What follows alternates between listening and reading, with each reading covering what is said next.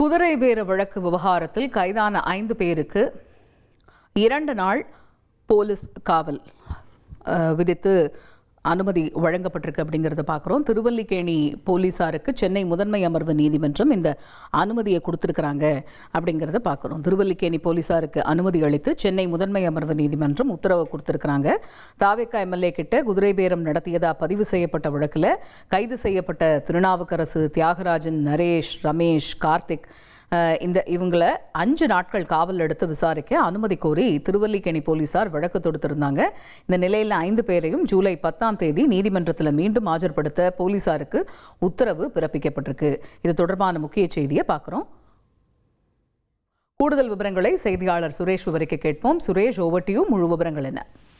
வணக்கம். தாவேக்கா எம்எல்ஏவிடம் குதிரை பேரம் பேசியதாக பதிவு செய்யப்பட்ட வழக்கில் கைது செய்யப்பட்ட திருநாவுக்கரசு, தியாகராஜன் மற்றும் நரேஷ், ரமேஷ், கார்த்திக் ஆகிய 5 பேரையும் 5 நாட்கள் போலீஸ் காவலில் வச்சு விசாரிக்க அனுமதிக்க வேண்டும் என்ற ஒரு கோரிக்கையுடன் திருவல்லிக்கேணி போலீசார் தரப்புல சென்னை முதன்மை அமர்வு நீதிமன்றத்தில் மனு தாக்கல் செய்யப்பட்டிருந்தது. இந்த மனுவுக்கு எதிர்ப்பு தெரிவித்து கைது செய்யப்பட்டவர்கள் தரப்புல வாதங்கள் முன்வைக்கப்பட்டன. காவல்துறை தரப்புல இவர்களை விசாரிக்க வேண்டியிருக்குது, ஆதாரங்களை திரட்ட வேண்டியிருக்கனால இவர்களை காவலில் வைத்து விசாரிக்க அனுமதிக்க வேண்டும் என்ற ஒரு கோரிக்கையும் முன்வைத்து அரசு தரப்புலையும் வாதங்கள் முன்வைக்கப்பட்டன. இந்த 2 தரப்பு வாதங்களையும் கேட்ட நீதிபதி, அதாவது சென்னை முதன்மை அமர்வு நீதிமன்ற நீதிபதி எஸ். கார்த்திகேயன், இந்த 5 பேரையும் 48 மணி நேரம், அதாவது 2 நாட்கள் காவலில் வைத்து விசாரிக்க திருவல்லிக்கேணி காவல்துறையினருக்கு அனுமதி அளித்து உத்தரவிட்டிருக்கிறாங்க. இந்த காவல் முடிந்தவுடன், அதாவது வர ஜூலை 10ஆம் தேதி மாலை 6 மணிக்கு இவர்கள் 5 பேரையும் மீண்டும் நீதிமன்றத்தில் ஆஜர்படுத்த வேண்டும் என்றும் நீதிபதி உத்தரவு பிறப்பித்திருக்கிறார்.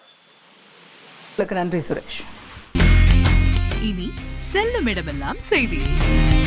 தந்தை டிவியின் வாட்ஸ்அப் சேனலை ஃபாலோ பண்ணினா செல்லருக்கும் இடமெல்லாம் செய்தி.